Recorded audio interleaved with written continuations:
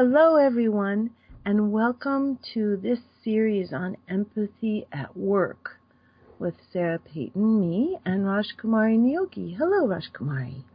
Hello, Sarah, and hello, everyone. Thank you for joining us today.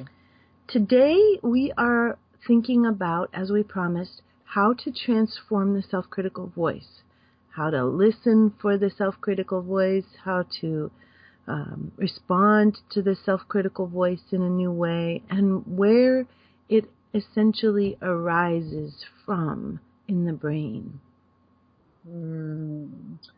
What a wonderful adventure we're about to embark. So true. So, as you'll remember from our very first session together, we all have a left hemisphere and a right hemisphere. And we use our left hemisphere and our right hemisphere for different things. And when we try to use the left hemisphere to take care of us emotionally, we can often fall into the traps of comparison, objectification, labeling, and criticism. Because the left hemisphere is essentially a place that looks at stuff with a critical eye. And what we really need is we need the right hemisphere with its capacity for relationality and its connection to the body. Because in the right hemisphere, there is warmth.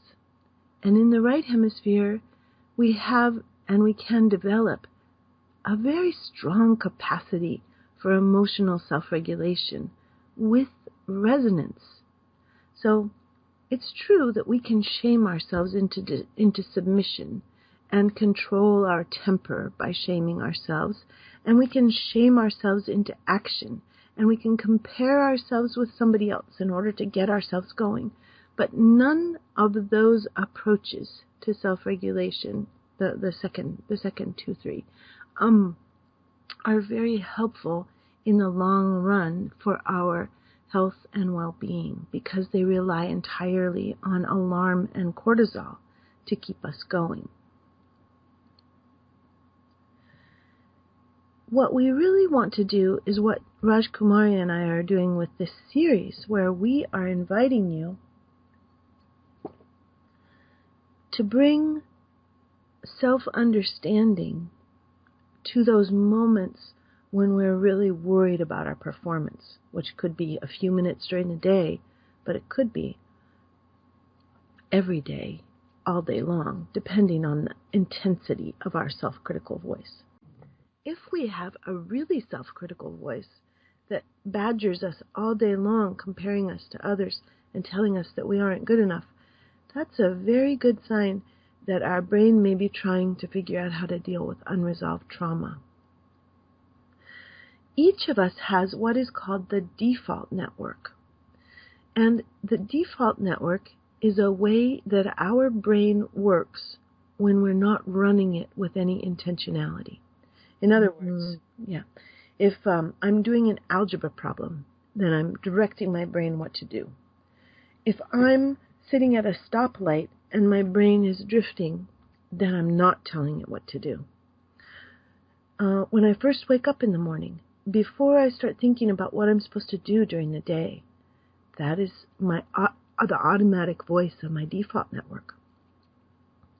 When I fall asleep at night after I stop thinking about my plans and trying to figure out problems, that is my default network.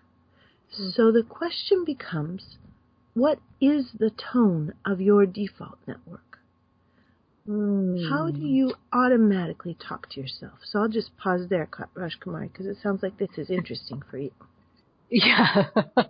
Well, what a great question that I will be asking my clients moving forward is, what is the tone of your default network? Because I would say that as we begin to sit down and explore the pain point, if you will, to uncover, how to move forward from that pain point, generally the tone of the default network, I would say, is mostly unpleasant, and that's being very polite.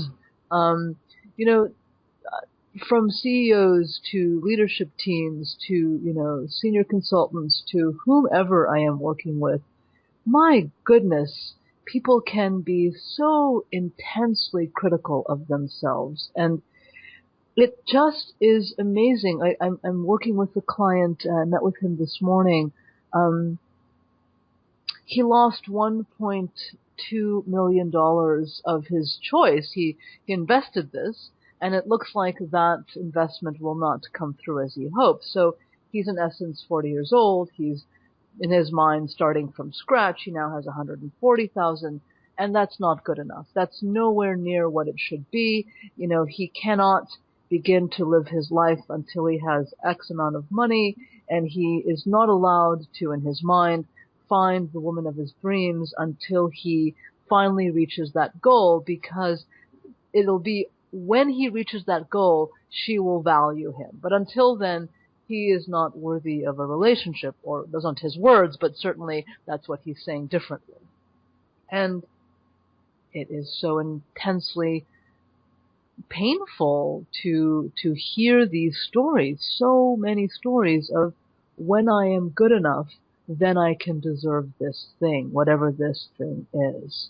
And how we berate ourselves and how we spend such excessive time in the left hemisphere judging and comparing to motivate ourselves.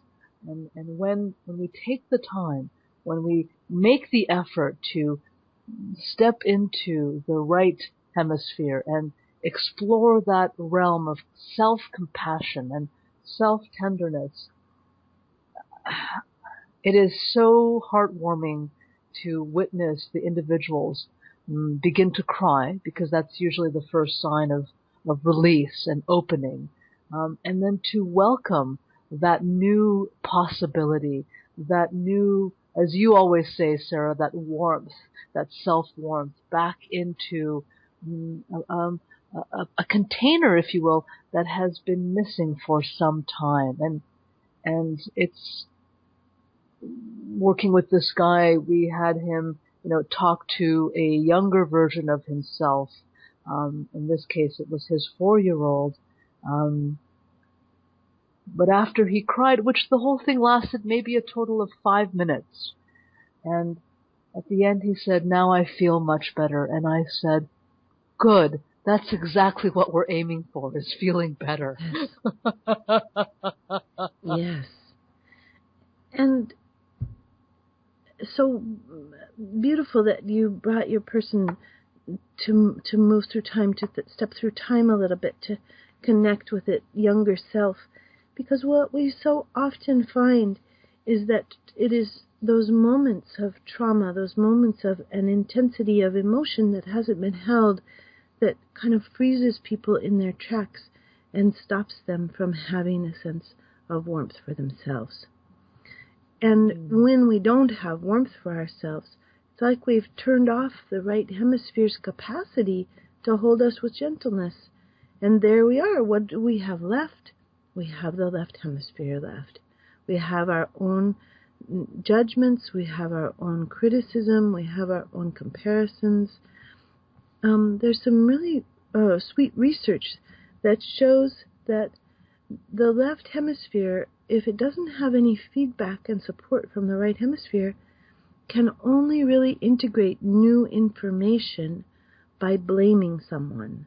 It seems to be that if they blame someone else, they can integrate new information, or if they blame themselves, they can integrate new information.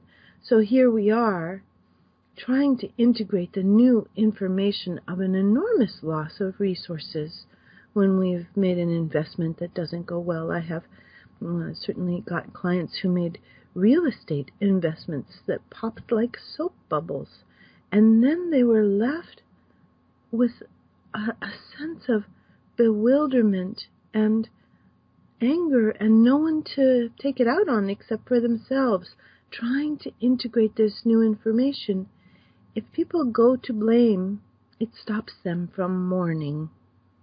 And the mourning is really what allows us to integrate it fully into our bodies and our beings and come to the place of radical self-acceptance and radical acceptance of what is, so that we can begin in the present moment and have some sense that love is possible and that warmth is possible, no matter what action we took that created those losses. And one thing to keep in mind is that, as we blame ourselves or others, our brain secretes dopamine. So the actual act of blaming feels good. Oh, yeah. It's got a lot of reward with it, because there's Right? a satisfaction of understanding. Oh, I was an idiot. If I were not such a stupid idiot, this would never have happened. I should never have done that. Exactly. That's the kind of the cycle that we get into. And it's a static cycle. Nothing, if we're an idiot, nothing ever changes. There's not a lot of room for growth from I'm an idiot, right? You can't get out of that unless you begin to have compassion and say, well, what other options were possible for this story? What other narrative, could I tell myself? And, of course, Byron Katie talks about, the four truths and what's true and what's really true. So that might be a great way to even crowbar yourself out for a moment into exploring what other territories might be possible in your particular scenario.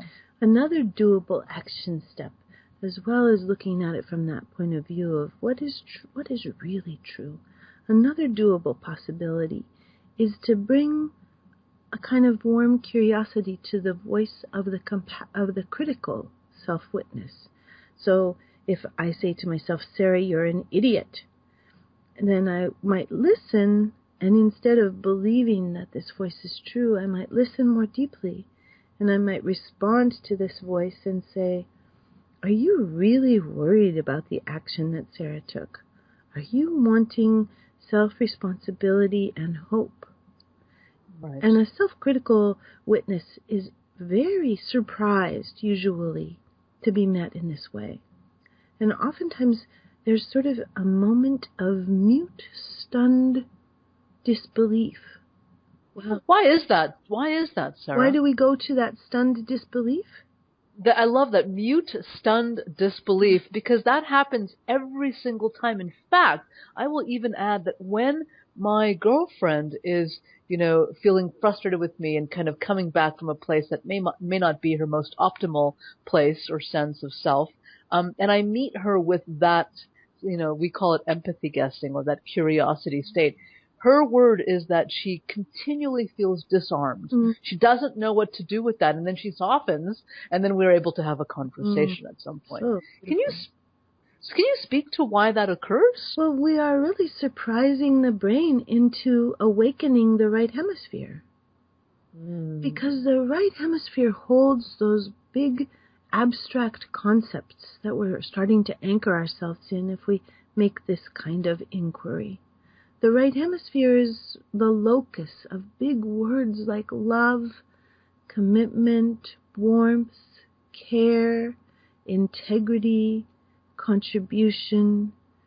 And so when we speak in this way, we're inviting a big picture look at the whole situation, which the self-critical witness is very dependent on there being no big picture vision. And this is interesting. This is exactly the TED Talk in which Chimamanda Adichie speaks about in her title called The Danger of the Single Story. Such a beautiful TED Talk. It's one that I love also. So yes, when we get into the big story, then we are stepping away from the sort of micromanaging of self, which is the job, the way the self-critical witness tries to get the job done. Yeah. Maybe, Rajkumari, if you have some things that you hear from your clients often, you would say them, and I would make what we're calling these empathy guesses for them, so that we can give people a little bit more modeling about how to talk to this. That sounds like a great idea. So I will actually give an example of something that just recently happened to me.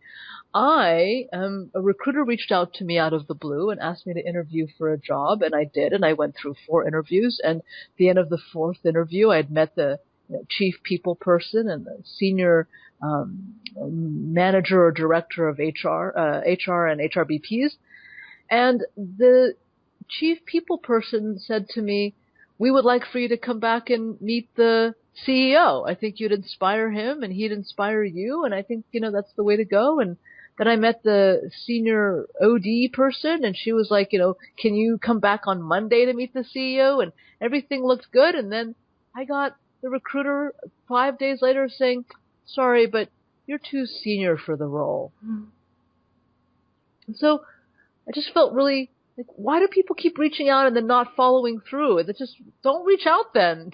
Yeah. Yeah, I wonder if there was some shock and a little incredulity and real longing for your time to be honored. Very much so. And wishing some clarity around, this is the second time that a recruiter has reached out toward me and nothing has come of it.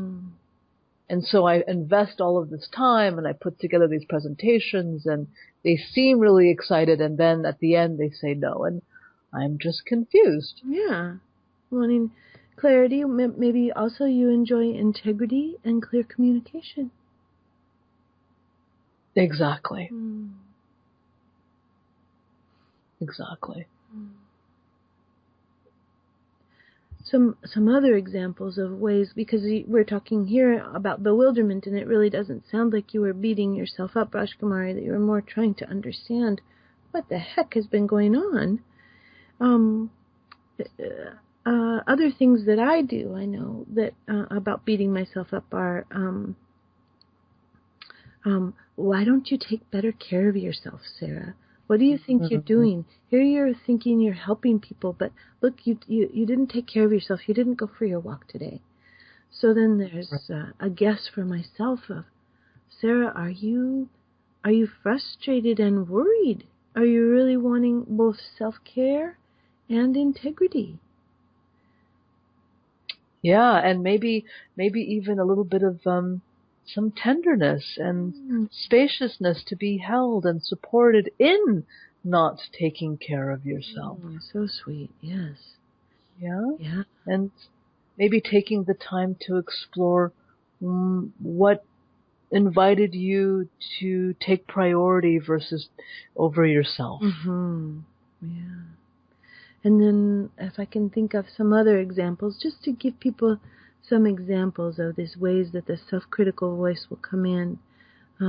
You're too much. Here we were at this party, and you talked too much, and you didn't listen to anybody else, and no wonder people don't like you. There's an example. And so in that case, it might be, if I was talking to this self-critical voice, I might say, Sarah, when you think about the excitement and bubbly expressiveness that you went into at that party, are you feeling a little sad in this moment because you're noticing that you didn't hear anybody else's voice? Do you love balance? And do you love to have a sense of easy grace and give and take in social situations?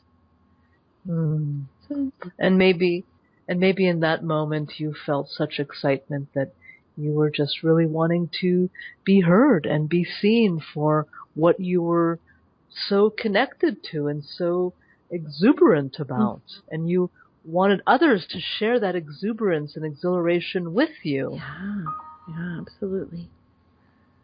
And so those are the kinds of things. We might also have criticism for ourselves that we're not big enough. Like we could be angry at ourselves for being too big, but we can also feel like we didn't step up or we didn't speak. Like, I got really angry when that man closed the elevator door right in my face, and I didn't reach my hand out and stop the door from closing, and I'm just a wimp. I don't take action on my own behalf, So there can be then guesses like, Sarah, are you really wanting um, to have energy for self-advocacy? Are you really wanting to show up for yourself? Do you get scared and worried and a little frozen when you notice that you're not able to move?